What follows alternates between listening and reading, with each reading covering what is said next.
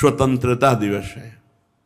जब हमारा देश स्वतंत्र तो हम नाच पड़े कि हमारा संविधान चलेगा, अब भारत का संविधान चलेगा, अब हम स्वतंत्र देशवासी हैं। और अगर कहीं हम माया से स्वतंत्र हो गए तो विचार करो, अनंत जन्मों से काम क्रोध लोभ मोह मद मत्सर की परतंत्रता स्वीकार करके भटकते हुए नाना योनियों में चिंता शोक भय मृत्यु नाना प्रकार की वासनाओं में पिसते हुए आज हमें मानव देह मिला है। हम मानव देह में ही माया की परतंत्रता को काट सकते हैं, काम क्रोध मोह मद की हथकड़ी और बेड़ियों को काट कर हम स्वतंत्र हो सकते हैं। परमात्म स्वरूप हो आप, यदि इस मानव देह में इस परतंत्रता को नहीं काट सके तो फिर 83,99,999 योनियों में ऐसा कोई संविधान नहीं जिससे आप भगवत प्राप्ति कर सकें, आप विषय विकारों पर विजय प्राप्त करके मन को सच्चिदानंद में लगा सकें, ऐसा कोई विधान नहीं पाया गया। एकमात्र केवल मानव देह साधन धाम मोक्ष कर द्वारा पाई न जे परलोक संहारा, सो परत्र दुख पावई सिर धुनि धुनि पछताए, काल ही कर्म ही ईश्वर ही मिथ्या दोष लगाए। बढ़िया अवसर मिला है, इसे भाग्य के ऊपर मत छोड़ो, ये भाग्य से नहीं मिलता। भाग्य कहते हैं शुभ अशुभ कर्मों से बने हुए प्रारब्ध को। ये भगवत प्राप्ति प्रारब्ध से नहीं होती, ये भगवत भजन प्रारब्ध से नहीं होता। ये प्रारब्ध संयोग वियोग सुख दुख लाभ हानि मान अपमान निंदा स्तुति यही गतियां दे सकता है। ये भजन करा के त्रिगुणातीत कालातीत मायातीत नहीं कर सकता, इतना प्रारब्ध में दम नहीं है। ये मानव देह यदि साधु संग को प्राप्त हो गई तो हमारे विचार में पवित्रता आने लगती है, विवेक जागृत हो जाता है, फिर सत असत का ज्ञान होता है, फिर असत की जो परतंत्रता हमने स्वीकार कर रखी है वो स्वाभाविक अपने स्वरूप स्वीकृति से या गुरु चरणारविंद की भक्ति से हम काम क्रोधादि की परतंत्रता को मिटाकर जीवन मुक्त अखंडानंद परमानंद ज्ञानानंद प्रेमानंद विज्ञानानंद इसको प्राप्त होते हैं। ये हमारा स्वरूप है, ये कोई साधना की उपलब्धि नहीं है। साधना से असाधन अज्ञान का नाश हुआ और सहज स्वरूपानंद प्रकाशित हो गया। शंकर सहज स्वरूप संहारा तो लाग समाधि अखंड पारा। हथकड़ी बेड़ी जड़कड़ी हुई है मोह की राग की काम की क्रोध की, और हम समझ रहे हैं हम स्वतंत्र हैं। काम के गुलाम क्रोध के गुलाम मोह के गुलाम विविध विषयों की गुलामी कर रहे हो। हम कह रहे हैं हम स्वतंत्र, हम जो चाहे कर सकते हैं। तुम कुछ नहीं कर सकते, केवल अपना पतन कर सकते हो। यदि सत्संग और शास्त्र स्वाध्याय नहीं है तो कुछ नहीं कर सकते। जो क्रियाएं करोगे वो अहंकार से करोगे। अहंकार विमूढ़ात्मा कर्ता हमिति मन्यते, और जो कर्ता भाव रख करके करता है अवश्य में भोक्तव्यम, उसे भोगना पड़ेगा। कृतम कर्म शुभाशुभम, जो कर्ता भाव से शुभ अशुभ कर्म किए भोगना। ये परतंत्रता कब तक चलेगी, कब तक भोगता रहूंगा। ये मानव देह मिली है इसी परतंत्रता को मिटाने के लिए। 4 हैं हमारी उपासना की बिंदु, धाम नाम रूप और लीला। 4 में किसी एक को पकड़ लो। कई बार बताया है जैसे चद्दर के 4 कोने हैं, किसी एक कोने को मजबूती से पकड़ लो, शेष 3 कोने अपने आप आ जाएंगे। जैसे आप धाम को पकड़ लो, मेरा सर्वस्व धाम। धाम की कृपा से स्वाभाविक नाम का जप होने लगेगा। देख लो, अगर निरपराध रह पाओ, यहां फिरे स्वार्थ आपने, भजन गहे फिरे बाह। वृंदावन में स्वार्थो उलट भजन हो जात।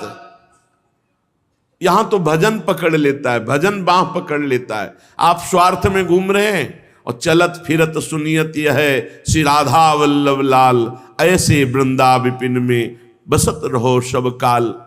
यहां की वायु का स्पर्श भजन है, क्योंकि वो वृंदावन की रेणु लेकर, रज लेकर के जब हमारे शरीर का स्पर्श करती तो हम निष्पाप होते हैं। या आप किसी भी कार्य हेतु जा रहे हैं तो कोई न कोई महाभागवत के दर्शन होंगे, आप पहचानो ना पहचानो, चाहे वो ब्रजवासी हो, चाहे वो कोई बाहर से आया हुआ महापुरुष हो, आपको जरूर संत दर्शन होंगे, क्योंकि वैष्णव धाम है।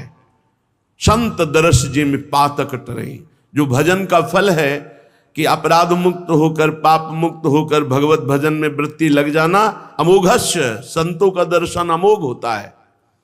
श्रीधाम वृंदावन अपने आप में संपूर्ण भजन है। कुछ नहीं हो रहा, आप वृंदावन में पड़े केवल निरपराध समय व्यतीत कर रहे तो आपको भगवत प्राप्ति हो जाएगी। बिल्कुल विश्वास कीजिए। और देश के बसत ही अधिक भजन जो होए, ये सम तो पूजत नहीं, वृंदावन रहे सोए। वृंदावन रहने मात्र से या पड़े पड़े सो रहा, कोई अपराध नहीं कर रहा, तो उसे भगवत प्राप्ति हो जाएगी। क्योंकि भगवत प्राप्ति के 4 जो बिंदु हैं, उसमें एक धाम को पकड़ लिया। धाम में नाम अपने आप, और जब नाम में प्रीति हो जाती तो रूप प्रकाशित हो जाता है, और जहां रूपासक्ति हुई तो लीला में प्रवेश हो जाता है। तो धाम की आसक्ति, आश्रय मात्र से 4 की प्राप्ति।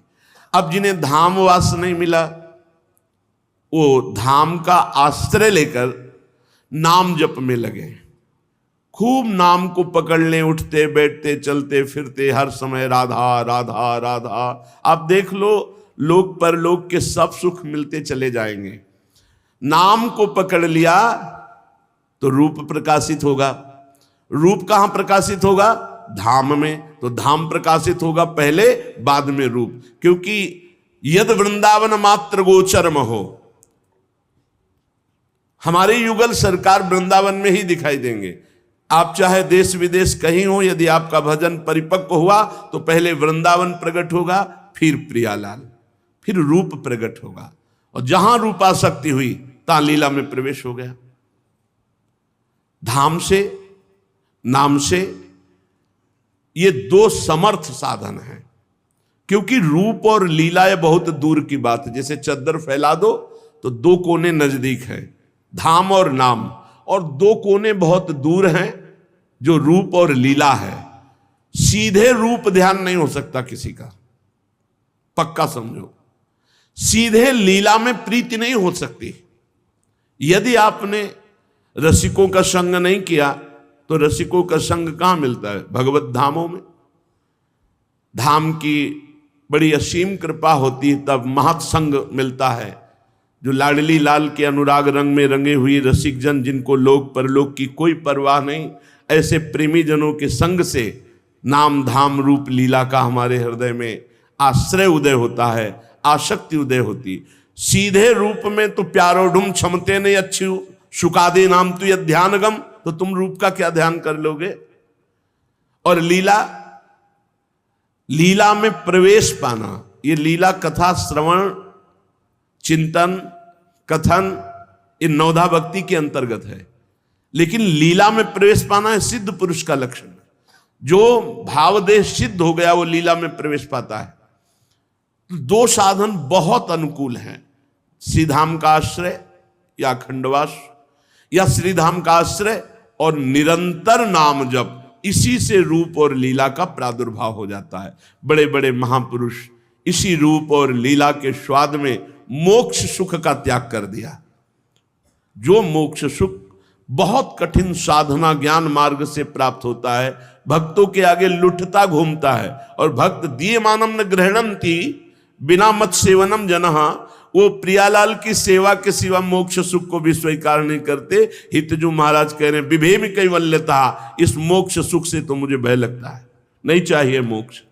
श्री रूप गोस्वामी जी, रूप सनातन गोस्वामी जी, वो तो कह रहे हैं कि भोग मोक्ष पिशाचनी, जब तक हृदय में तब तक प्रेम लक्षणा भक्ति का प्रादुर्भाव ही नहीं होता।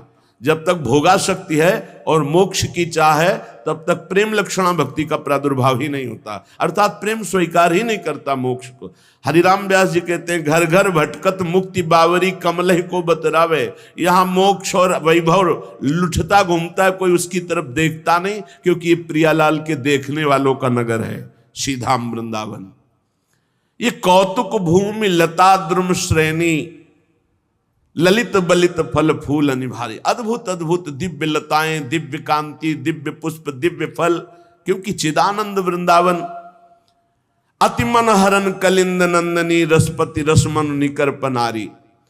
ऐसा श्री यमुना महारानी का, रसरानी का शोभा में वारी है कि प्रभु के दर्शन से जो आनंद होता है वैसे चिदानंद यमुना जी के दर्शन से होता है। इन्हीं यमुना जी की आराधना से अपना वो रूप जब प्रकाशित करेंगी तो ऐसा लगता है मानो प्रियालाल का श्रृंगार रस ही प्रवाहित हो रहा हो। ऐसा लगता है प्रियालाल के हृदय से उच्छलित होकर प्रेम ही यमुना जी के रूप में प्रवाहित हो रहा हो। श्री वृंदावन दास जी कहते हैं, बलिहारी जाऊं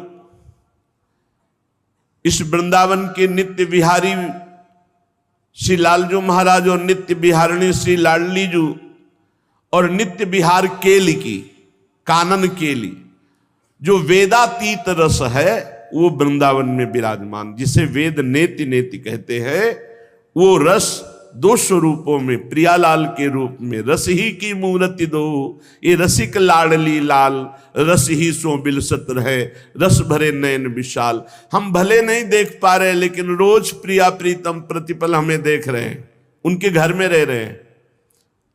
तो बोले आप तो घर में रह रहे हो, आपका तो काम हो गया, हम तो आश्रित हो जाओ, मन वचन कर्म से वृंदावन के आश्रित हो जाओ।